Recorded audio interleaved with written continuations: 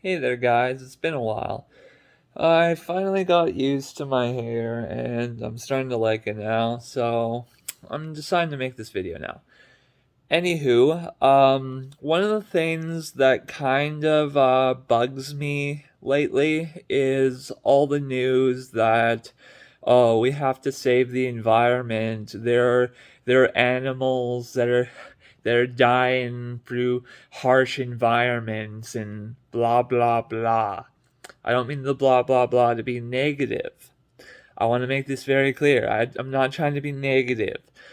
I want to I want to mention the number one reason on how we are not helping them by helping them. Yes, that is right. It's a catch-22 scenario. So, when we help an animal that is having a hard time in its environment and it's causing the animal a lot of stress, we think that stress is bad. So we're like, oh, we have to help this animal. It's in such poor condition, and we need to save it. We need to save this animal from extinction. The thing is, every time we help an animal by getting involved in its habitat, we make it a little bit more domesticated than it was beforehand when we didn't help it. The thing that a lot of people and activists need to understand is yes, animals go extinct. And yes, sometimes they seem like they need to be helped, but they don't need to be helped by us humans. The thing about stress in the wildlife is that stress is one of the indicators of evolution. There's been plenty of species that lived without some sort of extinction event for a long period of time. They either evolve or their basically evolutionary path comes to a halt and they become extinct. C. Stress is an indicator of evolution. When there's stress on an animal in its environment, it adapts to that stress over hundreds of millions of years.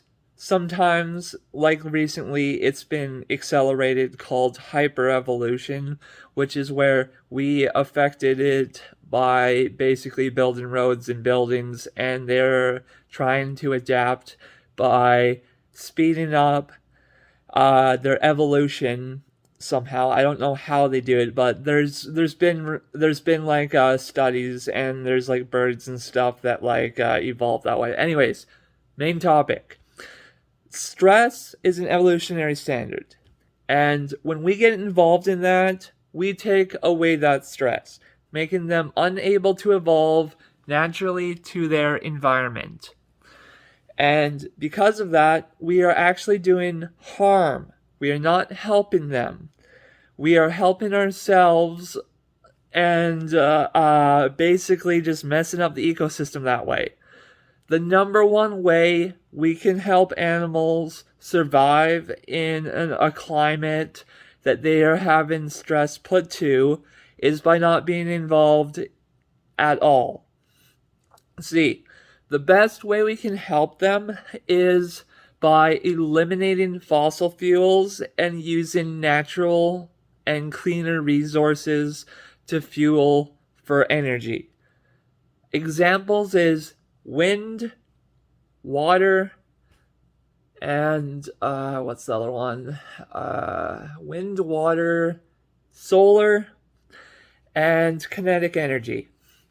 So, those are examples of some natural and non-harming ways to help with the fossil fuel crisis. Unfortunately, a lot of us don't even bother to try to invent a way to use those kind of resources. We do to some extent, yes, but we rely too much on fossil fuels. And when fossil fuels get into our atmosphere, or into the water, or anywhere else in the world, it affects the environment badly. So badly that evolution, adapting to stress, they can't keep up. We are ruining the environment by having fossil fuels. The first step to helping our planet is to eliminate fossil fuels altogether. And I just want to say, that's my 2 cents on the situation. See you guys later. Forgot to add this to the video. I'm going to be leaving a link in the description to a video that explains hyperevolution because I wasn't able to give enough information on it. You're welcome.